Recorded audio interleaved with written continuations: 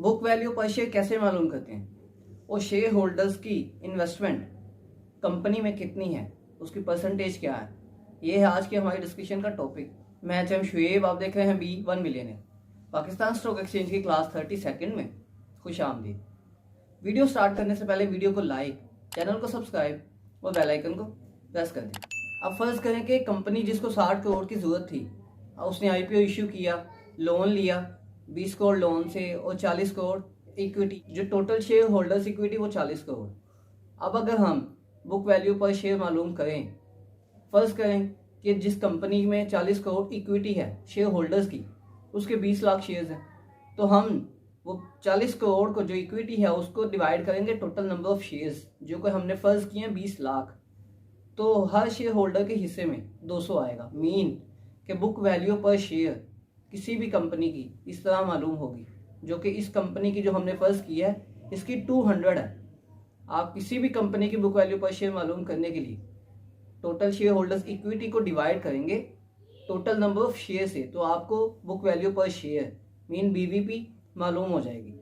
अब फर्ज करें जो 60 करोड़ की कंपनी है उसमें 20 करोड़ जो हैं वो लाइबिलिटीज हैं और 40 करोड़ इक्विटी। अगर हम इस कंपनी को लिक्विडेट कर दें तो जो 40 करोड़ होंगे, जो 20 करोड़ सॉरी होंगे, वो तो लोन के थ्रू चले जाएंगे, लेकिन जो 40 करोड़ बचेंगे हम उनको टोटली डिवाइड करेंगे शेयर होल्डर्स पर, जो कि 200 पर वैल्यू बुक शेयर की आएगी।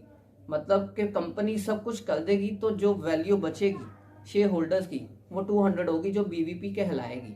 अब ये जो 200 BVP है मीन बुक वैल्यू पर शेयर है, ये जाहिर करती है कि शेयर मार्केट में इसका इतने का शेयर होना चाहिए। अगर फर्स्ट कहें कि किसी कंपनी का 300, 400, 500 का भी शेयर होता है तो वो डिपेंड करता है उसकी परफॉर्मेंस पर, कि BVP से बढ़कर जो प्रीमियम समझ ले, जिस तरह राइट शेयर इशू होता है तो उस पर कंपनी एक प्रीमियम चार्ज करती है। बुक वैल्यू जो उसकी 10 रुपये है उस पर प्रीमियम चार्ज करती है। इसी तरह ही बुक वैल्यू पर शेयर पर भी प्रीमियम लगता है।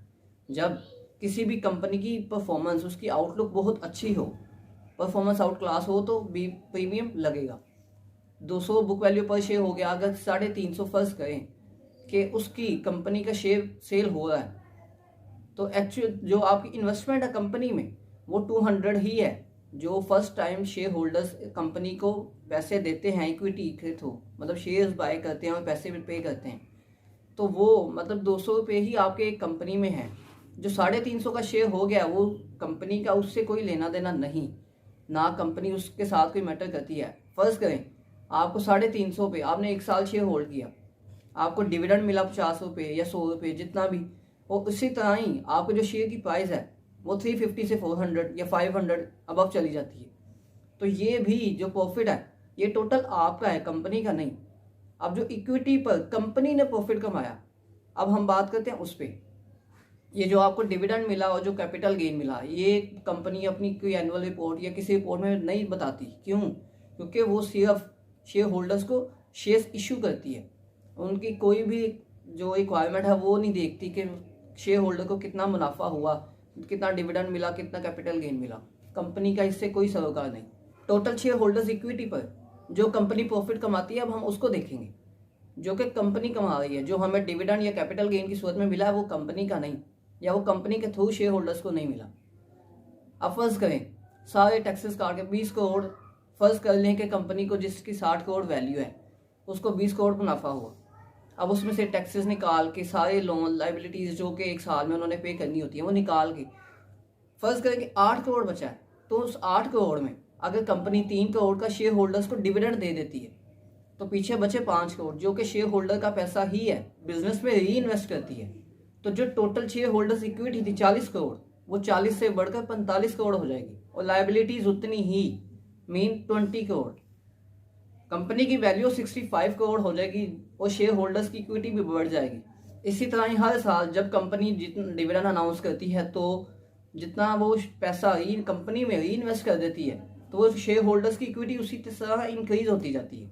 मीन शेयर होल्डर्स का पैसा है एक्चुअल में वो भी। इस तरह हमें पता चलता है कि कंपनी में शेयर होल्डर्स की ओनरशिप कितने % है। अगर किसी कंपनी की लाइबिलिटीज ज़्यादा हैं तो शेयर होल्डर्स इक्विटी कम है, और वो आपको बहुत ज़्यादा प्रॉफिट देती है कि वो कंपनी में री इन्वेस्ट नहीं करती। अगर उसने 5 करोड़ प्रॉफिट कमाया तो वो 5 का 5 करोड़ आपको डिविडेंड में दे दे, तो ऐसी कंपनियों से बचें। क्यों? क्योंकि उनमें लाइबिलिटीज़ बहुत ज़्यादा होती हैं। तो उन कंपनीज़ में इन्वेस्ट करने से परहेज़ करें कि उनका कुछ पता नहीं कि किस टाइम पे लाइबिलिटीज़ अगर उन्हें वापस करनी पड़ी तो उनका क्या हाल होगा। अब यहाँ पे एक कॉन्सेप्ट आपको समझाता चलूँ कि जिस तरह हमने बुक वैल्यू पर शेयर निकाली 200, उस कंपनी का शेयर 300, 350, 400 पे ट्रेड हो है, सेल आउट हो है, तो वो रीज़न ही यही होती है कि शेयर होल्डर्स इक्विटी कंपनी में साल हर साल बढ़ती जाती है और उसी की वजह से उस कंपनी की परफॉर्मेंस बेहतर है क्योंकि उसमें लाइबिलिटीज़ उतनी ही स्टैंड पे हैं, लेकिन इक्विटी जो शेयर होल्डर्स की वो ज़्यादा होती जाती है। 1 साल 2 साल बाद वही शेयर जो शेयर होल्डर जिसने होल्ड किया हुआ है वो 350 को बजाय 500 में बेचेगा। क्यों?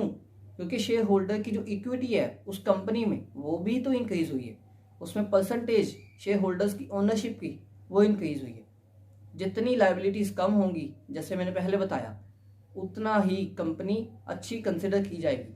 जितनी लाइबिलिटीज ज़्यादा होंगी उतनी कंपनी वीक कंसिडर होगी। इसी तरह अगर 10 साल आप शेयर होल्ड करते हैं तो आपके शेयर जो 350 का आपने 200 बुक वैल्यू पर शेयर जो 350 में आपने अगर परचेज किया है तो 10 साल बाद वही शेयर 1000 का भी हो सकता है और उसमें डिविडेंड वो आपको कितना मिल सकता है हर साल। ये थे कुछ बेसिक कॉन्सेप्ट्स और बीवीपी रेशियो के कैसे मालूम करते हैं। आज के लिए इतना ही, मुझे इजाज़त दीजिए, अपना ख्याल रखिएगा। अल्लाह हाफिज़।